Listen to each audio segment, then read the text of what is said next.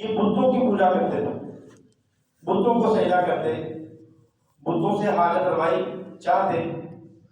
تو حضرت ابوبکر بچپن میں تھے، بچے تھے، انگلی پکڑی اپنے ساتھ لے گئے.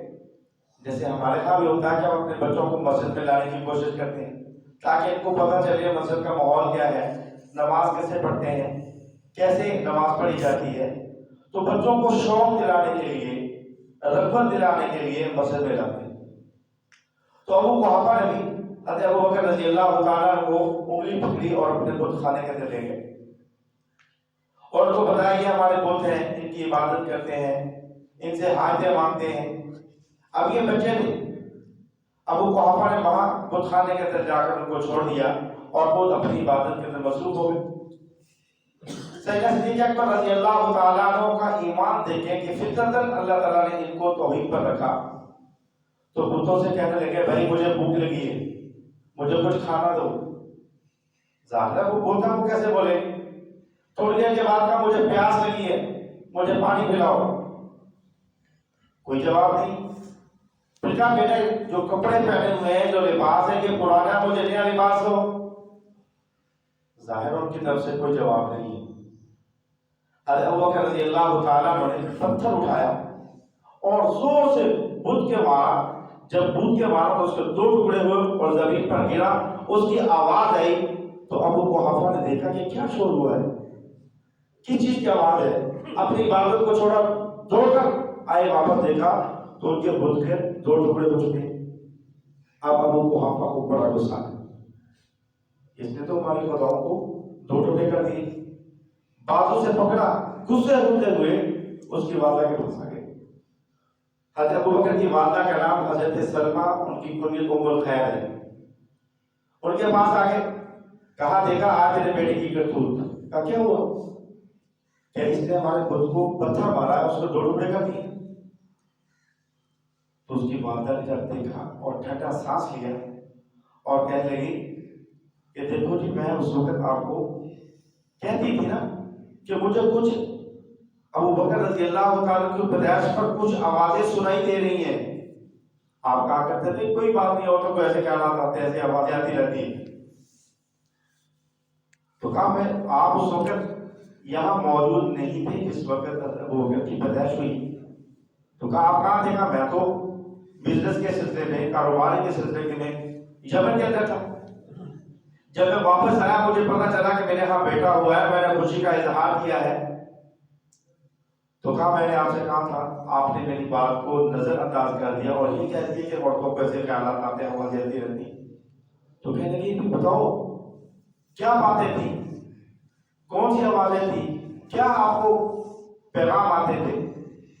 تو ام الخیر حضرت ابوبکر کی والدہ کہتی ہیں کہ مجھے اس وقت جب یہ پیدا ہوئے ہیں فرشتوں نے یہ آوازیں دی ہیں، کہا یا امت اللہ بالتحقیق ابشری بولد العتیق اسمہ فی السماء صدیق ولی محمد صلی اللہ علیہ وسلم صاحب و رفیق. یا امت اللہ بالتحقیق، اے اللہ کی بندی، یہ بات تحقیقی ہے، سچی ہے. بولد العتیق، جو اللہ نے آپ کو بیٹا دیا ہے یہ عام بیٹا نہیں ہے، یہ بڑی عظمتوں والا ہے. بالبلد العتیق کے جہنم سے آزاد کر رہا ہے، یہ عام بیٹا نہیں ہے. اور پھر کہا اسمہ فی السماء صدیق، آسمانوں پر اس کے تذکرے صدیق کے نام سے ہوں گے.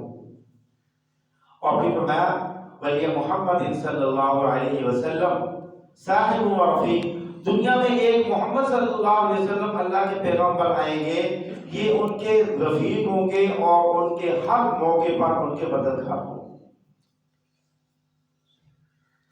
تو کہا کہ یہ آوازیں فرشتے مجھے سنائی، ان کی سنائی دیتی تھی جس وقت سیدنا صدیق اکبر رضی اللہ تعالیٰ عنہ پیدا ہوئے ہیں. تو میں سمجھ گئی تھی کہ یہ میرا بیٹا، اللہ اس سے بڑے کام لے گا اور یہ دنیا کے اندر ایسا جو ہے کام سر انجام دے گا، بڑے بڑے کام جو ہے وہ سر انجام دے گا.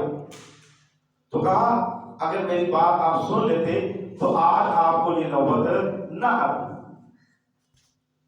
اب سیدنا صدیق اکبر رضی اللہ تعالیٰ عنہ فطرتاً اللہ تبارک و تعالیٰ نے ان کو توحید کے اندر پیدا کیا ہے کہ بچپن کے اندر بتوں کو توڑا.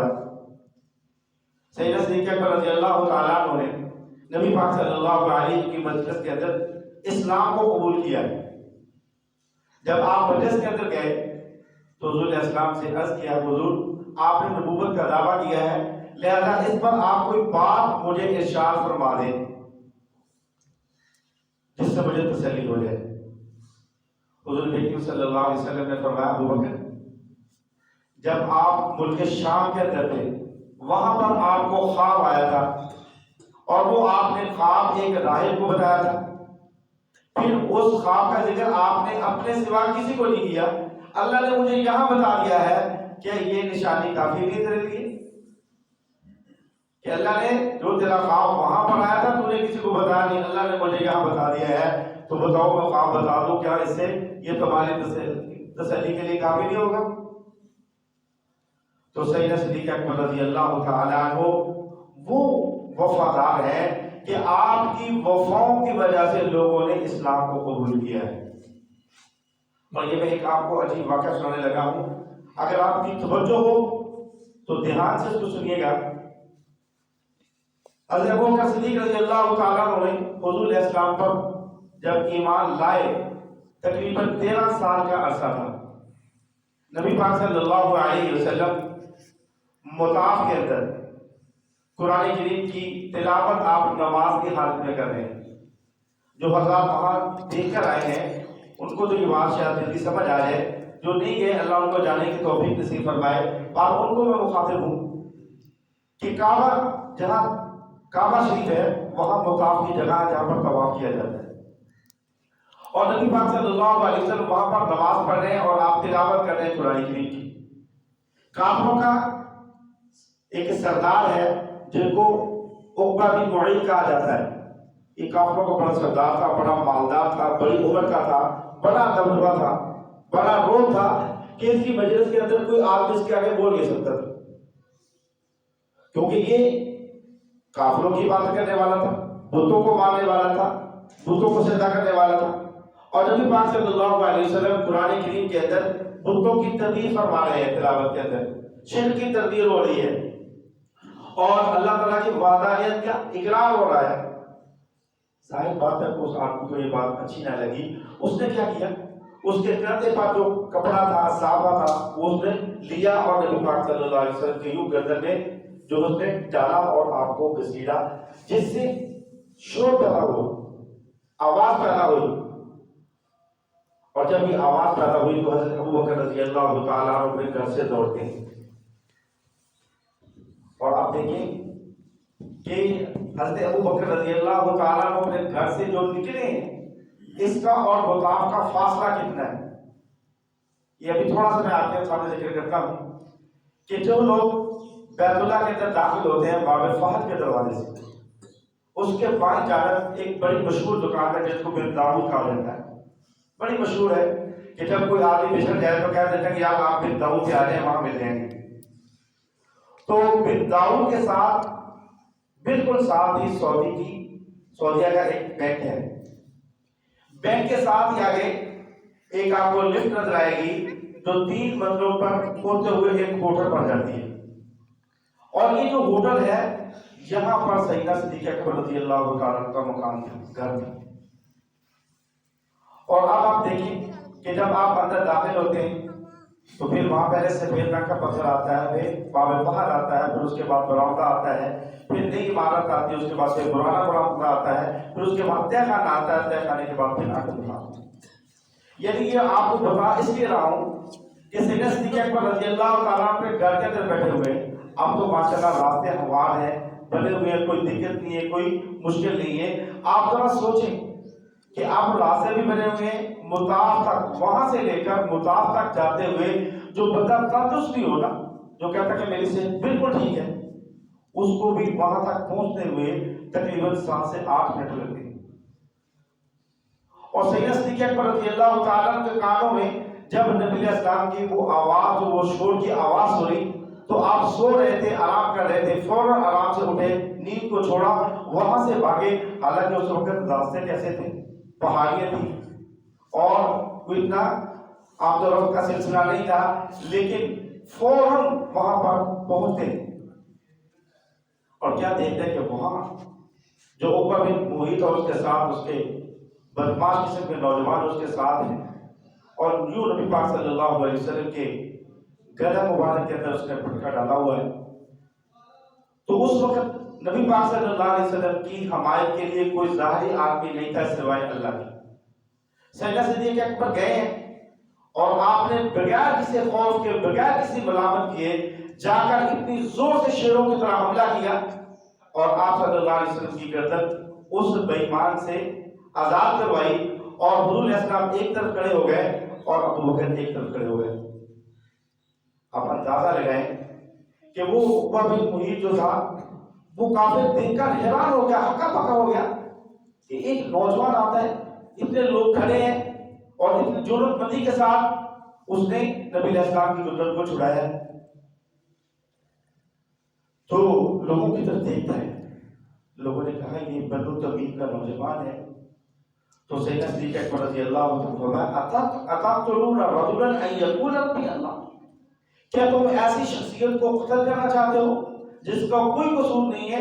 اس نے تمہارے مال پر ڈاکہ نہیں ڈالا، اس نے تمہاری عزت پر ڈاکہ نہیں ڈالا، اس نے تمہیں کوئی نقصان نہیں دیا، کوئی اس نے تمہارے ساتھ کوئی زیادتی نہیں کی، صرف وہ یہ کہتا ہے ان یقول ربی اللہ، کہ اللہ ایک ہے، اللہ کی توحید کی آواز دیتا ہے۔ تو اب اندازہ ہے سیدنا صدیق اکبر رضی اللہ تعالیٰ نے اتنی جرأت مند کا وہاں مظاہرہ کیا، اور ابو بکر رضی اللہ تعالیٰ کو پتہ نہیں تھا کہ حضور یہاں نماز پڑھ رہے ہیں، مگر ایسا نہ ہوتا کہ ابو بکر وہاں نہ ہوتے، بلکہ آپ دیکھیں کہ ابو بکر رضی اللہ تعالیٰ نے وہ شخصیت ہے کہ اگر حضور علیہ السلام گھر سے باہر ہیں تو آپ کے ساتھ ہیں، اور اگر آپ گھر کی تنہائی کے اندر ہیں تو آپ کی بیٹی صدیقہ آپ کے ساتھ ہے۔ تو کسی موقع پر نہیں، خلوت میں بھی حضور کو اکیلے نہیں چھوڑا، اور باہر بھی آپ اکیلے حضور کو صدیق اکبر نے نہیں چھوڑا۔ بس یہ دیر تھی کہ انہوں نے حضور کو چھوڑ دیا، ان بدماشوں نے سیدنا صدیق اکبر رضی اللہ تعالیٰ پہ حملہ کیا، اتنا آپ کو مارا، اتنا مارا، اتنا مارا، بے ہوش ہو گئے، اٹھا کر کو گھر کے اندر لے کے گئے، اور وہاں ان کی والدہ جو ہے وہ ریت کی گٹھلی بنا کر ان کے سینے پر، بازو پر، ہاتھوں پر وہ اس کی ٹکور کر رہی ہے۔ جب آنکھ کھلی تو کھلنے کے بعد والد بھی پاس کھڑے ہیں، والدہ بھی ساتھ کھڑی ہے، اور والدہ کے ہاتھ میں دودھ کا پیالہ ہے، وہ گرم کیا ہوا ہے۔ یعنی آج کا دور نہیں ہے کہ چلو ہیٹر پہ، اوون پر یا سوئی گیس کے چولہے پہ ہم گرم کر لیں گے، اس وقت آگ جلانا بڑا مانا رکھا تھا، بڑا یعنی بڑی مشقت کا کام تھا۔ اس وقت ماچس بھی نہیں تھی، پتھر سے رگڑ کر لوگ آگ حاصل کرتے تھے۔ تو جب سیدنا صدیق اکبر رضی اللہ تعالیٰ کی آنکھیں کھلی، قربان ہے آپ کے وفاداری پر، فوراً پوچھا میرے پیغمبر کا حال کیا ہے؟ فوراً کہا میرے پیغمبر کا حال کیا ہے؟ حالانکہ آپ کو اتنا مارا گیا، اتنا مارا گیا ہے، اپنی فکر نہیں ہے۔ تو والدہ نے کہا بیٹا دودھ پی لو۔ کہا والدہ جب تک مجھے پیغمبر علیہ السلام کی خیریت کے بارے میں پتہ نہیں چل جاتا میں اس وقت تک دودھ نہیں پیتا۔ والدہ نے جب اصرار کیا کہ بیٹا پی لو، تو سیدنا صدیق اکبر فرماتے ہیں اما اب میں قسم اٹھاتا ہوں میں دودھ اس وقت تک نہیں پیوں گا جب تک کہ نبی علیہ السلام کو دیکھ نہ لوں۔ اب اس وقت مکے کے اندر ایک عورت نے اسلام کو قبول کیا، اور آپ کی والدہ ام الخیر حضرت سلمہ اس عورت کے پاس جاتی ہیں، ان کو جا کے بتاتی ہیں، وہ بھی حضور کی رازدار تھی، ان کو بھی پتا تھا کہ ابو بکر حضور کا وفادار ہے۔ تو آنکھوں سے اشارہ کیا، ابو بکر نے فرمایا کوئی بات نہیں میری والدہ، بے فکر ہو جائے، بتائیں کہ آپ میرے ساتھ ساتھ چلیں، میں آگے چلتی ہوں، آپ میرے ساتھ چلیں۔ سیدنا صدیق اکبر رضی اللہ تعالیٰ عنہ اتنی ماں پڑی ہے، اتنی آپ پر ظلم و ستم کیا ہے کہ لڑکھڑاتے ہوئے آپ جا رہے ہیں، جس مکان کے اندر آپ ٹھہرے تھے دروازہ کھولا تو دیکھا کہ نبی پاک صلی اللہ علیہ وسلم صحیح سلامت موجود ہیں، اور سیدنا حضور علیہ السلام کھڑے ہوئے اور آپ نے حضرت ابو بکر کا کھڑے ہو کر استقبال کیا۔ تو حضور نے پوچھا ابو بکر کیسے ہو؟ کہا یا رسول اللہ صلی اللہ علیہ وسلم جتنی تکلیف آئی، مصیبت آئی، سب کچھ برداشت کر لیا، اب آپ کو دیکھ لیا، سب کچھ ختم ہو گئے۔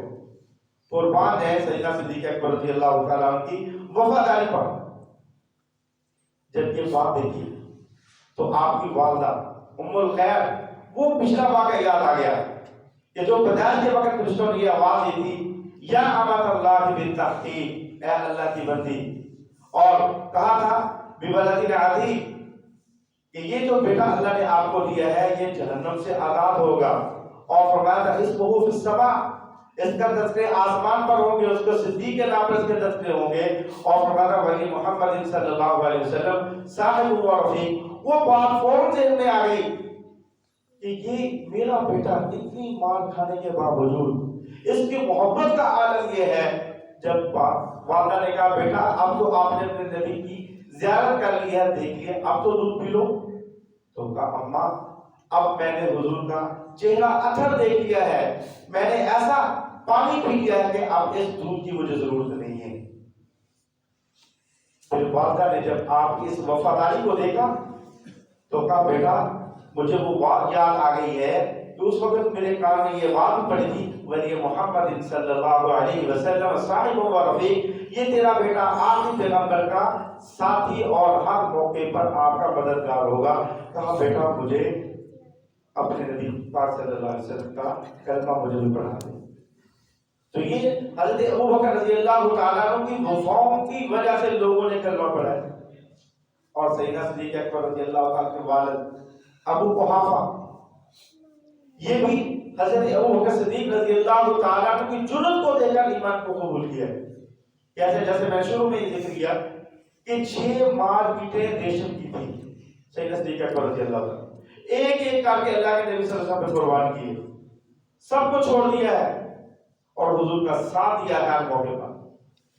تو جب مسلمان کچھ عورتیں کچھ مرد نبی پاک صلی اللہ علیہ وسلم پر ایمان لائے، مالی طور پر وہ غریب تھے جن میں نادیہ تھی اور زنیرہ نامی عورت تھی اور حارث سے حضرت بلال رضی اللہ عنہ، یہ ان بڑے بڑے سرداروں کے غلام تھے، ان پر ظلم و ستم صرف اس لیے کیا جاتا تھا کہ انہوں نے حضور علیہ السلام کا کلمہ پڑھا ہے، ایمان کو لائے، ان پر ظلم و ستم کیا جاتا، ان کو ستایا جاتا، ان کو مارا پیٹا جاتا۔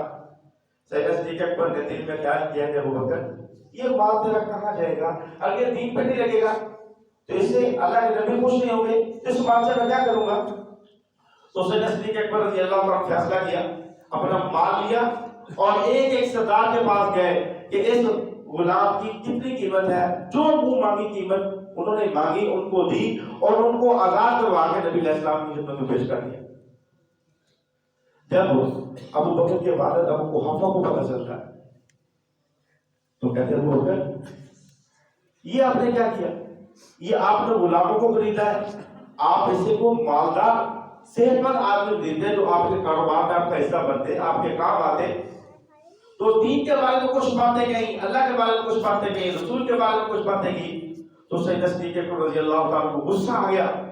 حالانکہ سیدنا صدیق اکبر رضی اللہ تعالیٰ کو بڑے ہی رحم دل ہیں، بڑے ہی نرم دل ہیں، لیکن اس کے باوجود کہ جب حضور کی بات آئی، دین کی بات آئی، تو فوراً اپنے ہاتھ اٹھایا اور اپنے بادل کے چیک میں تھپڑ مار دیا۔ یہ وفاداری کی انتہا۔ جب حضور علیہ السلام تک یہ شکایت پہنچی کہ آپ کے ساتھی ابو بکر نے اپنے والد کے اوپر تھپڑ مارا ہے، تو حضور نے ابو بکر کو بلایا، پوچھا ابو بکر یہ کیا بات ہے؟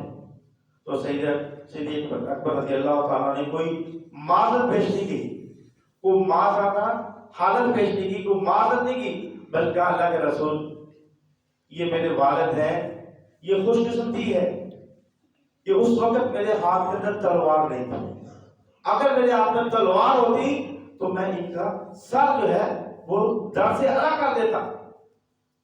تو جب والد کو یہ بات پتہ چلی کہ اتنا محبت کے اندر کہ میرے سامنے بولنے والا نہیں ہے، میرے سامنے بات نہیں کرتا، میرا اتنا باادب ہے، لیکن محمد صلی اللہ علیہ وسلم کی محبت کے اندر اس نے اپنے والد کے اوپر بھی تھپڑ مار دیا۔ تو اس جرأت کو دیکھ کر ابو قحافہ جن کا نام عثمان بن عامر ہے رضی اللہ عنہ، انہوں نے بھی نبی علیہ السلام کا کلمہ پڑھا۔ اور پھر پورے صحابہ کے اندر سیدنا صدیق اکبر رضی اللہ عنہ وہ شخصیت ہے کہ جن کی 4 نسلیں حضور علیہ السلام کی صحابی ہیں، یعنی خود ابو قحافہ جو آپ کے والد ہیں، ان کی والدہ حضرت سلمہ ام خیاط، وہ بھی حضور کی صحابی ہیں. پھر حضرت ابوبکر خود، پھر ابوبکر کی 4 بیوی ہیں، عاتکہ، زینب، ام کلثوم، ام رومان، یہ بھی حضور کی صحابی ہیں. پھر آپ کے بیٹے عبداللہ بن ابی بکر، عبد الرحمن ابن ابی بکر، محمد ابن ابی بکر، اور پھر آپ کی بیٹی سیدہ ام کلثوم، وہ بھی آپ کی بیٹیاں ہیں، وہ بھی آپ کی صحابیاں ہیں.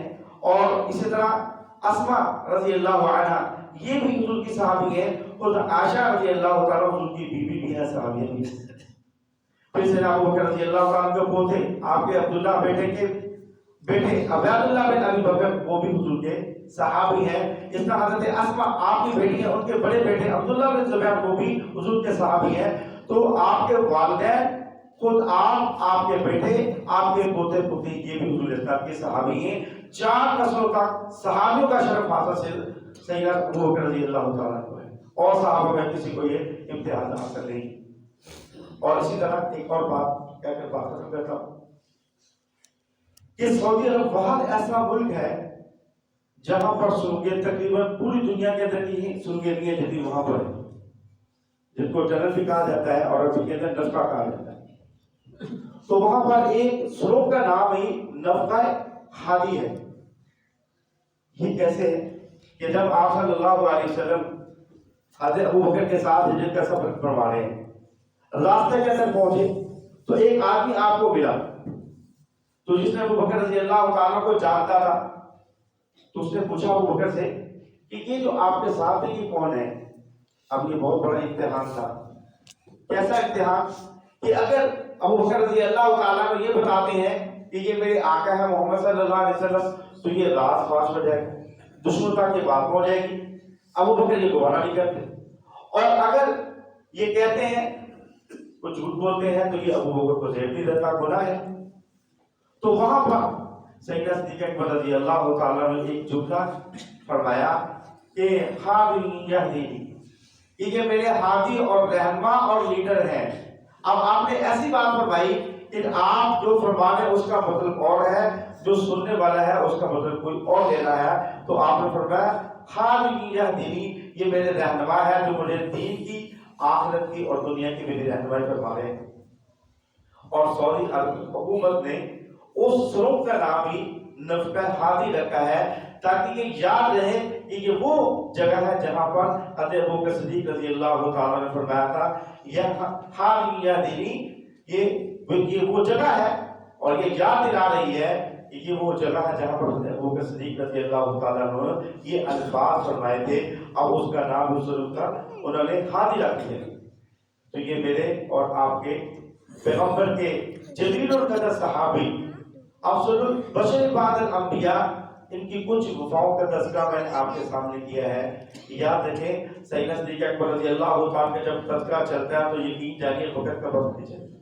میں آپ سے عرض کرتا ہوں کہ آپ اپنے دلوں کے اندر سیدنا صدیق اکبر رضی اللہ تعالیٰ کی محبت کو سمائیں، سمیٹیں، محبت کو جگہ دیں، محبت کو جمع رکھیں. اگر آپ یہ رکھیں گے تو انشاءاللہ آپ کو قبر کی وحشت اور وہاں کی کوئی تکلیف نہیں آئے گی. اور جو آدمی سیدنا صدیق اکبر سے دشمنی رکھتا ہے، یاد رکھو وہ اس لائق نہیں ہے. بلکہ ایک آخری بات کہ ایک آدمی تھا صحابہ کے بارے میں بڑا اس کو بغض تھا، اور خصوصاً سیدنا ابوبکر رضی اللہ تعالیٰ کا بہت زیادہ بغض رکھتا تھا. وہ حج پہ گیا تو وہ غار ثور پر جب چڑھا، یہ حضرات جانتے جو گئے ہیں کہ اتنا بلند جگہ ہے، اتنا وقت لگتا ہے، آج تو راستے بن گئے نا. وہ آدمی وہاں پر گیا اور وہاں پر جانے کے دل گردے کے کام ہے کہ بڑے حوصلے کا کام ہے، بندہ وہاں پر جاتا ہے. تو وہ آدمی جب چڑھا اس کا سانس ہی ڈرتا. جب واپس آیا تو اس نے ایک عالم دین کو ملا، اس نے کہا آپ میرے گواہ بن گئے، میں آپ کے بعد توبہ کرتا ہوں. میں حیران ہو گیا ہوں ابوبکر رضی اللہ تعالیٰ عنہ اس وفاداری پر، وہ حضور کو اپنے کندھوں پہ اٹھا کر اتنی دور لے کے گیا ہے، کوئی لفٹ نہیں ہے، کوئی جو ہے اور جو ہے ان کے ساتھ مددگار نہیں ہے، اکیلا اتنی بلند جگہ پر لے کے جا رہا ہے. یہ اسی کا کمال ہے. اور اللہ تبارک و تعالیٰ نے حضرت ابوبکر رضی اللہ تعالیٰ کو جو مقام دیا ہے اور آپ کی وفا کے لیے اللہ تعالیٰ نے حضرت ابوبکر صدیق رضی اللہ تعالیٰ کو پیدا کیا ہے. اللہ تعالیٰ سے دعا کرتا ہوں کہ آپ کو بھی نبی علیہ السلام کی محبت بھی اور حضرت ابوبکر رضی اللہ تعالیٰ کی خوب ہمارے دل کے اندر آئے, ان کی محبت ہمارے دل میں آئے. اللہ ان کے نقشے قدم پر چلنے کی توفیق نصیب فرمائے. وآخر دعوانا